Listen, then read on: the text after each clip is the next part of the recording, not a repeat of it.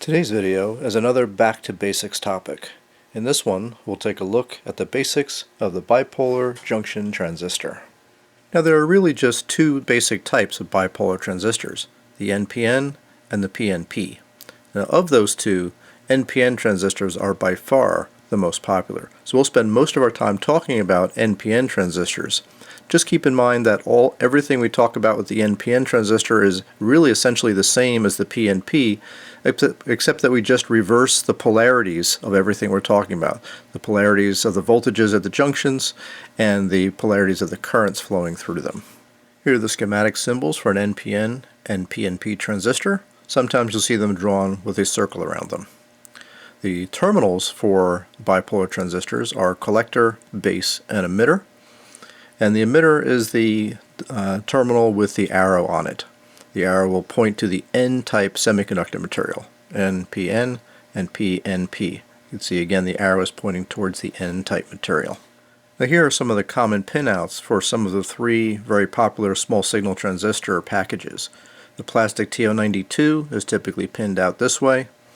The metal can TO18 is typically pinned out this way, where the emitter is located closest to the metal tab. And the SOT23 is typically pinned out here, where the collector is the one all by itself. Now these are not universal. There are certainly variations to the pinouts for certain devices. It's always a good idea to check the datasheet for the particular device you're using to be sure you get the pinout right. Now, of course, there are many more different package types that transistors are offered in terms of like TO220, like the plastic package with a metal tab for heat sinking, the TO3 for some more high power applications, and literally dozens and dozens of other varieties. So again, always check the datasheet when you can to verify the pinout before you use one of these transistors. While reading introductory textbooks and things like that on the bipolar transistor, you'll often see a diagram like this to describe the junctions of a bipolar junction transistor, to indicate, say, N, P, and N, for example, for an NPN device. Now, while this diagram does kind of accurately depict the material types and partially the way the junctions work, it doesn't really help you to describe the way a bipolar transistor operates. It really just describes the base emitter behavior, but doesn't describe at all about how the transistor actually functions.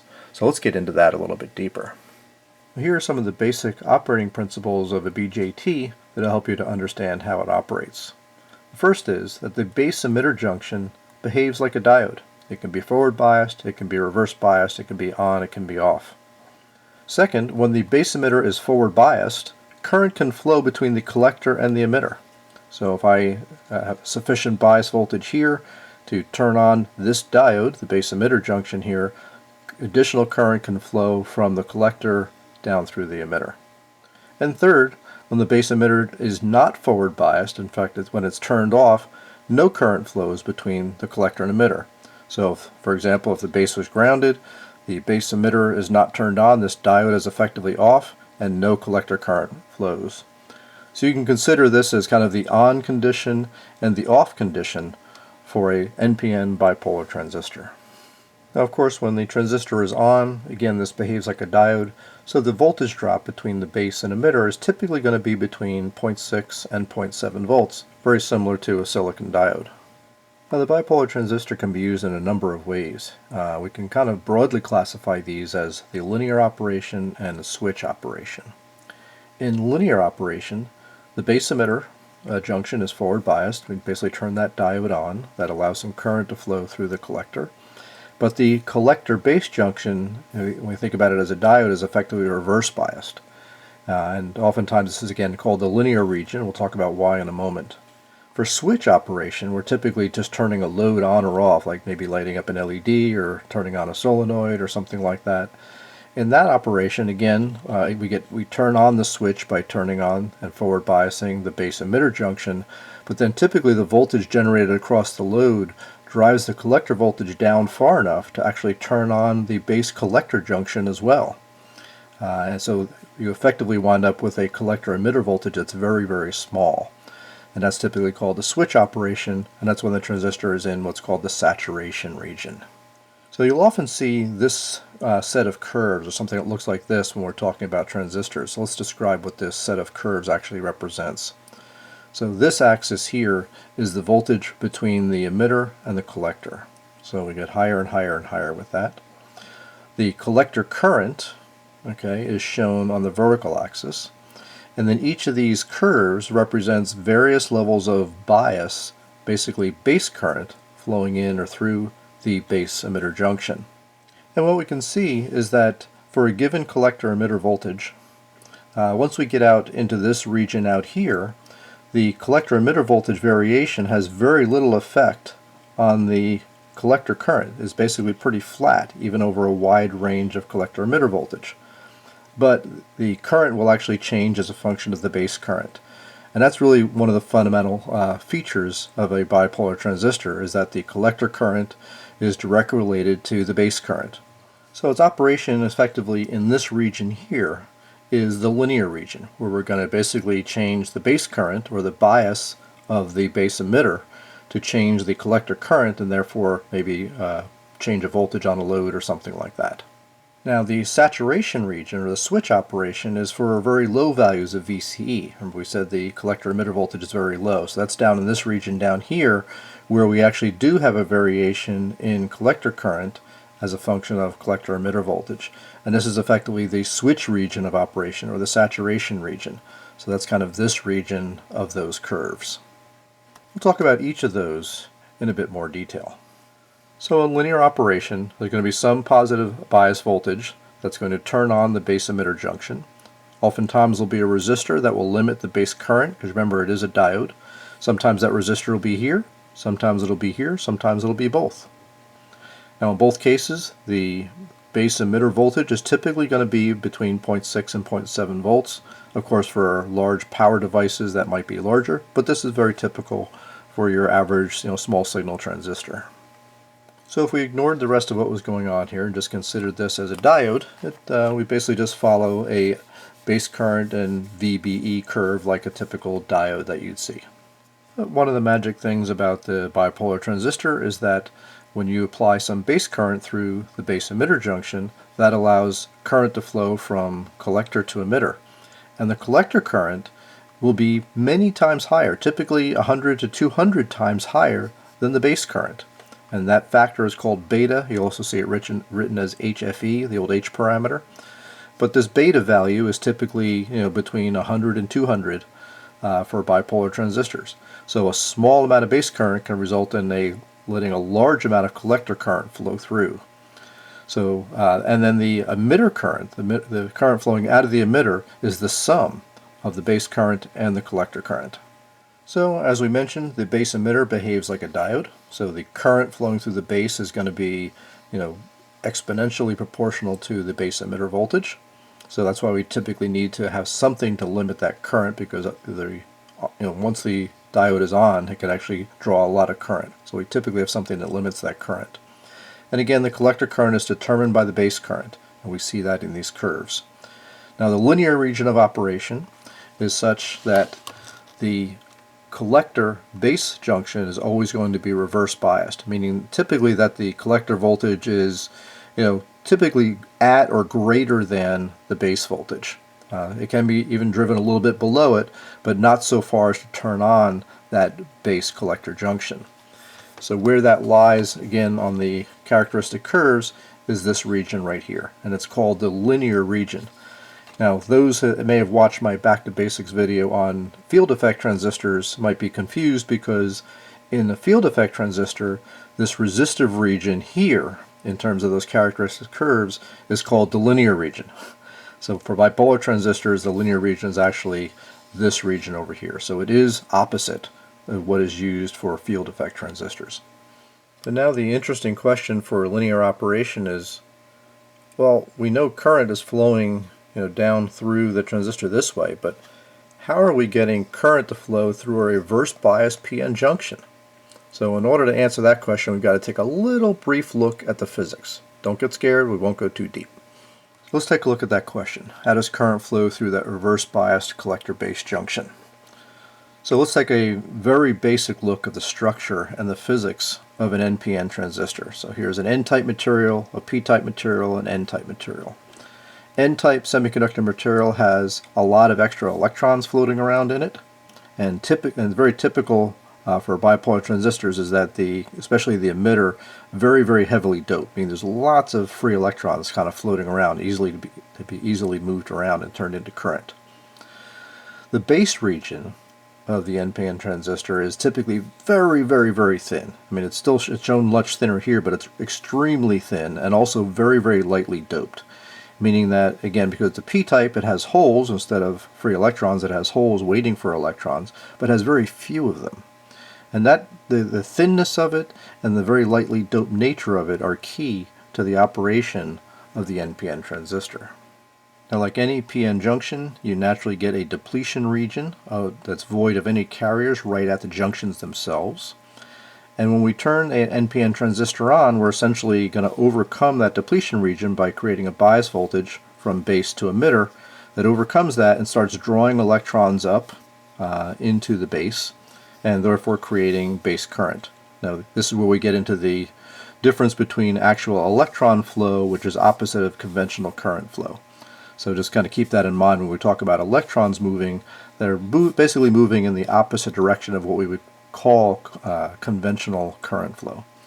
So as we turn the base emitter junction on like a diode, we get current flowing this way because essentially electrons are being drawn across that depletion region and recombine with the holes in the base. But now, because of the thinness of the base and the vast, huge amount of free electrons that are here, as soon as we turn the base emitter junction on, a lot of these electrons get drawn into the base. But really only very few of them will actually recombine with the holes and contribute to base current.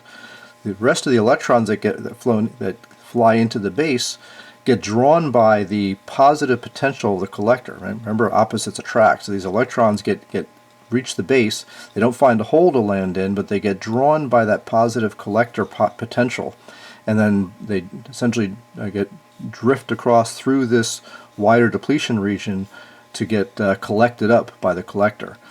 And the reality is that only about 1% of the electrons that get to the base contribute to base current. The rest of them get swept across to the collector. So we get much, much more electrons moving from emitter to collector than we do from going through emitter to the base. And that is that beta factor, where the base current is about 100 to 200 times smaller than the collector current. So the base is really like turning a valve on to allow these electrons to flow through the base all the way up through the collector. So we did a bunch of hand waving here, but this is the very basic physics of how, in this case, an NPN transistor works. A very small amount of base current draws electrons in that gets swept across to the collector and contribute to a large amount of collector current. In the notes that are available to be downloaded, I've got some of this summarized down here below that you can read later on. Okay, end of physics discussion. Now, before we take a closer look at the saturation or switch operation of a transistor, let's do an experiment to take a look at the linear operation of the transistor. And here's a simple test circuit that we'll set up and use. Here's our test transistor. We're going to have a variable power supply, 0 to just a couple of volts. We stick an ammeter here to measure the base current. We'll have a resistor. That could be anything from 10 to 100K. I think I used 30K in my example. 30K ohm resistor to limit the current.